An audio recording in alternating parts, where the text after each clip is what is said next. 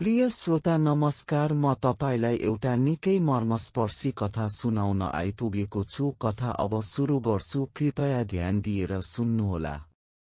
कथाको शीर्षक रहेको छ प्रतिज्ञा। एउटा सानो गाउँमा एक राम्री केटी बस्दथी। उसले सधैँ मुस्कुराएर सबैसँग मिठो व्यवहार गर्थी। उसको स्वभाव यति मिलनसार थियो कि जो कसैको मन सजिलै जित्थी। एक दिन उसले एक केटा मन पराई। केटा ठूलो हैसियतको त थिएन, तर उसको मन सफा थियो। ऊ मेहनती र इमानदार थियो। बिस्तारै उनीहरूबीच मित्रता भयो र त्यो मित्रता माया बन्न पुग्यो। उनीहरू एक अर्कामा गहिरो प्रेम गर्न थाले। तर जब यो कुरा केटीको परिवारलाई थाहा भयो, उनीहरू खुसी भएनन्। उल्टै उनीहरू रिसाए। उनीहरू भन्थे, यो केटा हाम्रो स्तरको होइन, उसँग विवाह गर्यौ भने तिमीले जीवनभर दुःख पाउँछौ। परिवारको लगातार विरोधका कारण केटी दबावमा पत्लिन्।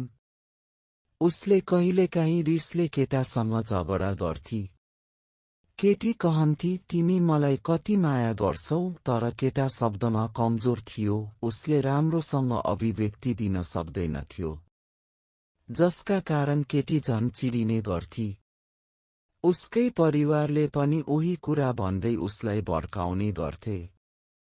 केटीको रिस, दुःख, पीडा सबै केटामाथि पोखिन्थ्यो। तर केटा शान्त भएर सबै सहन्थ्यो। ऊ केवल मुस्कुराउँदै भन्थ्यो, म तिमीलाई माया गर्छु। केटा विश्वविद्यालयबाट पढाइसकेपछि उसले विदेश जानका लागि तयारी गर्न थाल्यो।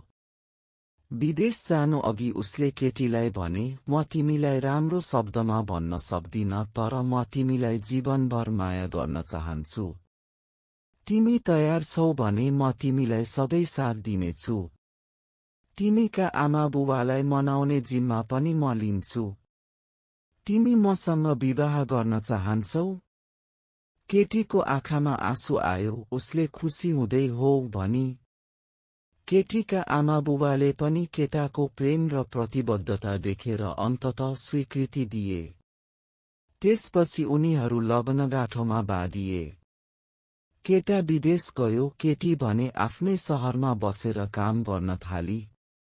उनीहरू फोन र पत्रद्वारा सम्पर्कमा रहन्थे।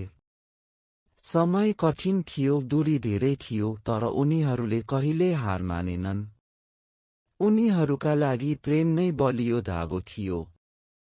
एक दिन केटी घरबाट कार्यालय जान हिँडिरहेकी थिई।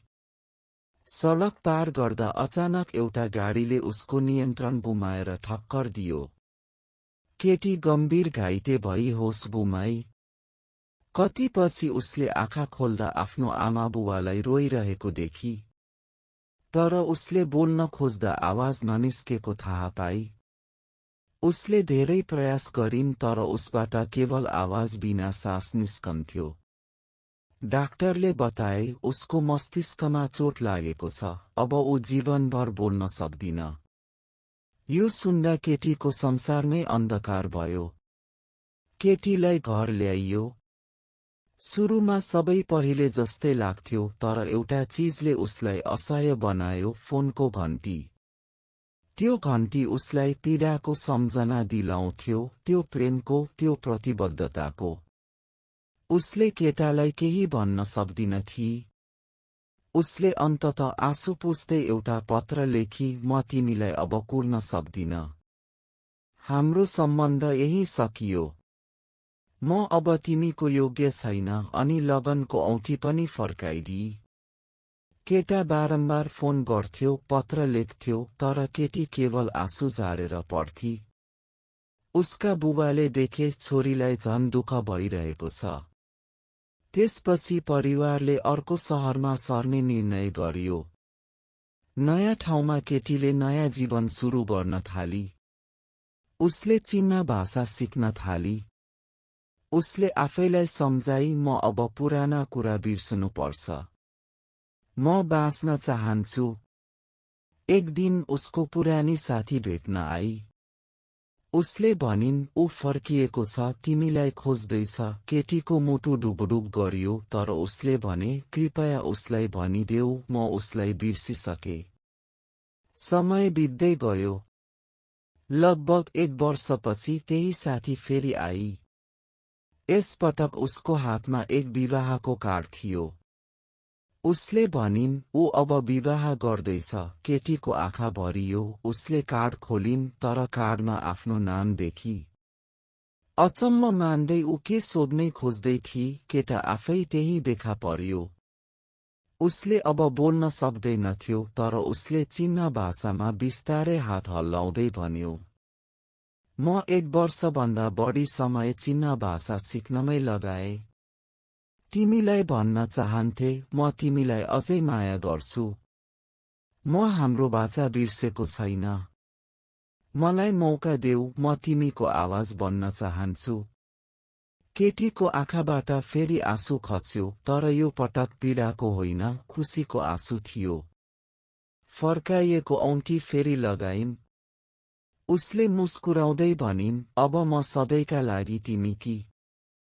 यस कथाबाट के नैतिक शिक्षा लिन सकिन्छ भने कहिल्यै पनि समस्याबाट भाग्ने नसोच, समाधान सधैँ हुन्छ। साँचो माया कहिल्यै पनि टुट्दैन, चाहे परिस्थिति जस्तो सुकै होस्। कसैको मन नतोड, तिमीलाई कहिले कुनै पनि पीडा फर्किएर आउला भन्ने थाहा नै हुँदैन। बाचा गरिएको प्रेमलाई निभाउन सकिएमा त्यो नै साँचो प्रेम हो। यतिन्जेल धैर्यपूर्वक यो प्रेमिल कथा सुनिदिनु भएकोमा तपाईलाई धेरै धेरै धन्यवाद। आगामी श्रृङ्खलाहरूमा विभिन्न सन्देशमूलक, प्रेरणादायी र शिक्षामूलक कथाहरू लिएर आउनेछु। नमस्कार।